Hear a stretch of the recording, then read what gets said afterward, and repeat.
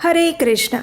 भगवत गीता कोई धार्मिक पुस्तक नहीं है, अपितु ये एक ऐसा दिव्य ज्ञान और उपदेश है जो इस पृथ्वी पर रहने वाले समस्त जीवों का उद्धार कर सकता है। ये न सिर्फ हमारे जीवन की समस्याओं का समाधान देता है, अपितु वो हमें परम आध्यात्मिक गंतव्य की ओर भी निर्देशित करता है। कई लोगों का ऐसा अनुभव रहा है कि जब भी वे किसी समस्या से घिरे हुए हो, कष्ट में हो या फिर उनके मन में कोई संशय हो और उस समय जब वे भगवत गीता के किसी भी पृष्ठ को खोलते हैं तो वहाँ पर उन्हें उनकी समस्या का समाधान मिल जाता है। और ऐसे पवित्र दिव्य ज्ञान भगवत गीता जिस दिन प्रकट हुआ था वो दिन यानी गीता जयंती का दिन, जो कि प्रत्येक वर्ष मार्गशीर्ष मास की मोक्षदा एकादशी के दिन आता है। और इसी आने वाली गीता जयंती के उपलक्ष्य में इस समय हम आपको सुना रहे हैं वेदों और पुराणों से ली गई भगवत गीता के महात्म्य की कथा श्रृंखला का। अब तक हम आपको भगवत गीता के 4 अध्याय के महात्म्य की कथा सुना चुके हैं और आज के इस अध्याय में हम श्रवण करेंगे भगवत गीता के 5वें अध्याय के महात्म्य की कथा को। तो चलिए आरंभ करते हैं।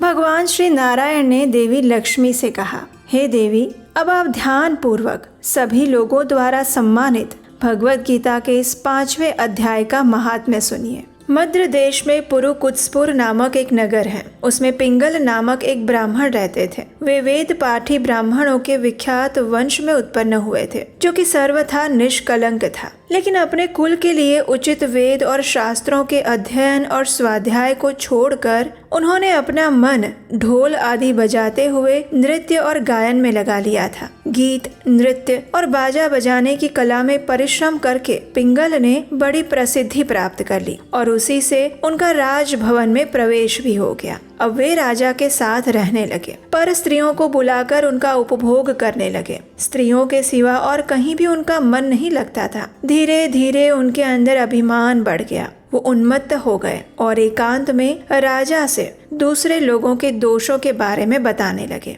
पिंगल की एक पत्नी थी जिसका नाम था अरुणा। वह निम्न कुल में उत्पन्न हुई थी और कामी पुरुषों के साथ विहार करने की इच्छा से हमेशा ही उनकी खोज में रहती थी। उसने अपने पति को अपने मार्ग का कंटक समझा और एक दिन आधी रात्रि में घर के अंदर ही उसका सिर काट कर उसे मार डाला। उसकी लाश को जमीन में गाड़ दिया और इस प्रकार प्राणों से वियुक्त हो जाने पर वह पिंगल यमलोक में पहुंच गया। भीषण नरकों का उसने उपभोग किया और फिर निर्जन वन के अंदर वो गिद्ध बनकर आ गया। उसकी पत्नी अरुणा भी समय जाते ही भगंदर रोग से पीड़ित हो गई। उसने अपने सुंदर शरीर का त्याग कर दिया और उसके बाद वो भी नरक में यातना भुगतने लगी और उसके बाद उसी वन में शुकी बनकर आई। एक दिन वो दाना चुगने की इच्छा से इधर उधर फुदक रही थी और उतने में उस गिद्ध ने पूर्व जन्म के वैर का स्मरण करके उसे अपने तीखे नखों से फाड़ डाला। अब वह शुकी घायल होकर पानी से भरी हुई मनुष्य की खोपड़ी में गिर गई। ये देखकर वह गिद्ध पुनः उसकी ओर झपट पड़ा और इतने में ही जाल फैलाने वाले शिकारी ने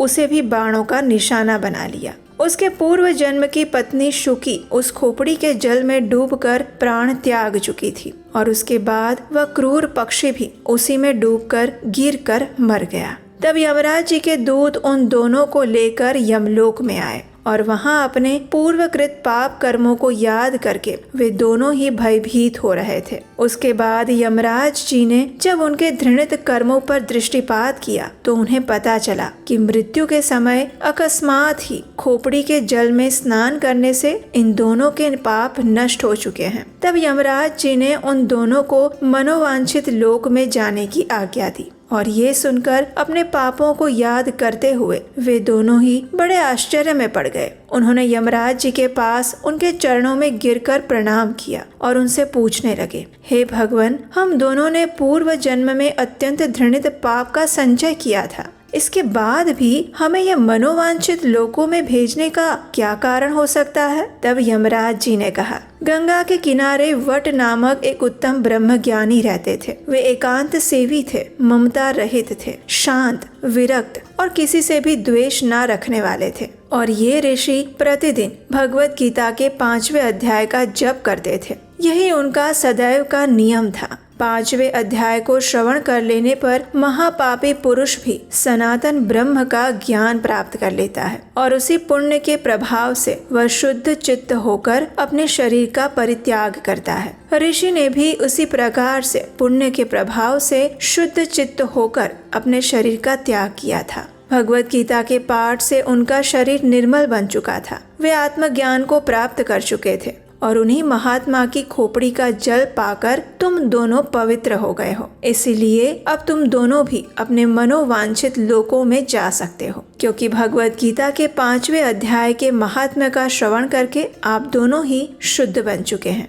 सबके प्रति समान भाव रखने वाले यमराज जी ने जब इस प्रकार उन्हें समझाया तो वे दोनों ही अत्यंत प्रसन्न हो गए और उसके बाद विमान पर बैठकर दिव्य वैकुंठ धाम में चले गए। तो ये थी भगवत गीता के 5वें अध्याय के महात्म्य की कथा। जो भी मनुष्य इस कथा का श्रवण या पठन करता है उसे परम मोक्ष की प्राप्ति होती है। वो अपने हर प्रकार के कर्मों से मुक्त होकर भगवान के आध्यात्मिक जगत को प्राप्त करता है। और जैसा कि आप जानते हैं, बस कुछ ही दिनों में मोक्षदा एकादशी आने वाली है। मार्गशीर्ष मास के शुक्ल पक्ष में आने वाली ये मोक्षदा एकादशी इस बार आ रही है 11 दिसंबर 2024 बुधवार के दिन, और यही वो पवित्र दिन है जब गीता जयंती का भी सुअवसर उपलब्ध होता है। इसी दिन भगवान श्री कृष्ण ने अर्जुन को भगवत गीता का दिव्य संदेश सुनाया था। तो इस दिन विशेष रूप से भगवत गीता का पाठ करना और उसका श्रवण करना अत्यंत पुण्यफल प्रदायक बताया गया है। जरा सोचिए, हमने अभी अभी इस कथा में सुना कि सिर्फ 5वें अध्याय का श्रवण करने से एक मनुष्य को इतना दिव्य लोक प्राप्त हो जाता है। तो अगर संपूर्ण भगवत गीता का पठन किया जाए तो हम कितने पुण्य फल को अर्जित कर सकते हैं, इसकी हम कल्पना भी नहीं कर सकते। और इन सभी पुण्य फलों से सबसे महत्वपूर्ण है भगवान श्री कृष्ण की हम कृपा प्राप्त कर सकते हैं, जिसके माध्यम से हम अपने भक्ति पथ में आगे बढ़कर इस जन्म मृत्यु के अनेकों चक्र से हमेशा हमेशा के लिए मुक्त भी हो सकते हैं। तो इसीलिए इस बार आने वाली मोक्षदा एकादशी और गीता जयंती हमें ये सुअवसर प्रदान करती हैं कि हम इस दिन विशेषकर भगवत गीता का संपूर्ण पठन और अध्ययन करें। इस दिन विशेषकर भगवत गीता किसी को दान में या उपहार के रूप में भी देनी चाहिए। इस दिन भगवत गीता का पठन करने के साथ साथ उसका दान करने का भी विशेष महत्व है। भगवत गीता को पढ़ते समय एक बात का विशेष ध्यान रखना चाहिए कि ये भगवत गीता हमेशा किसी प्रमाणभूत गुरु के मार्गदर्शन में ही पढ़नी चाहिए। अन्यथा अगर हम अपने मनोकल्पित तरीके से उसे पढ़ने का और समझने का प्रयास करेंगे तो ना तो हम उसका सही अर्थ समझ पाएंगे और ना ही हम उसको सही तरीके से अपने जीवन में उतार पाएंगे।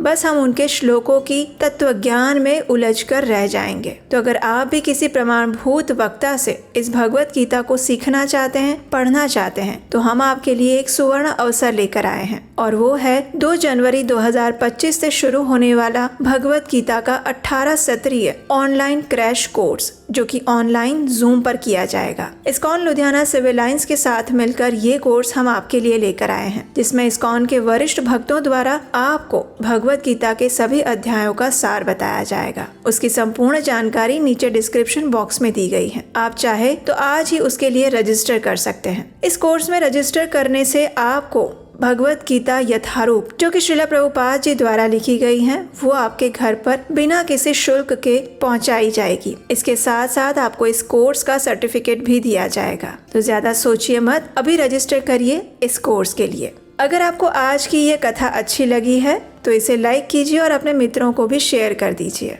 और हाँ, अगर आप हमारे इस चैनल को सब्सक्राइब करते हैं तो हो सकता है आपको ज़्यादा फर्क ना पड़े, लेकिन हमें बहुत ज़्यादा सहायता मिलती है, क्योंकि इस दिव्य और दुर्लभ ज्ञान को, जो कि बहुत ही कम लोगों के पास है, उसको अधिक से अधिक लोगों तक पहुँचाने में हमें सहायता मिलती है। तो याद से सब्सक्राइब करके जाइएगा, नोटिफिकेशन ऑन कर लीजिएगा, और हम आपसे मिलेंगे इसी भगवत गीता के अगले यानी कि 6ठे अध्याय के महात्म्य की कथा के साथ बहुत जल्द। हरे कृष्ण।